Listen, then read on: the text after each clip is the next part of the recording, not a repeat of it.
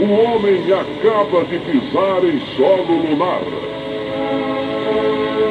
Qualquer coisa que se pede aqui, ou que acham, vem me trazer aqui. Digo que o senhor anunciasse aí que eu pedi meu chaveiro e tal, assim. Eu digo, quantas chaves são? São tantas.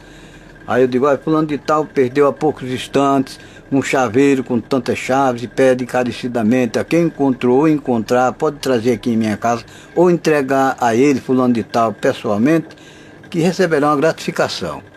As meninas sempre mandam um bilhetinho. Umas diz assim, ó José, não diga meu nome não. Eu digo, tá certo, eu guardo o sigilo, né? Porque tá certo.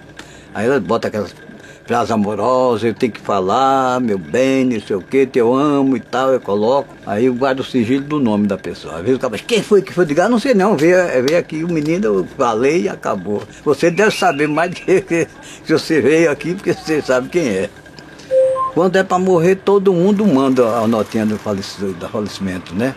Às vezes até para atestado de óbito, o pessoal não vão nem para o correio, para o cartório, vem aqui. Você sabe aquela notinha que o senhor deu, morreu não sei aonde. Atenção, Lívia, aí na rua Major Canuto, deu um saltinho aqui em França Construção, tem um caminhão para entregar material. Eu tenho aqui vinil, microsystem, temos também o MP3 e fita cassete.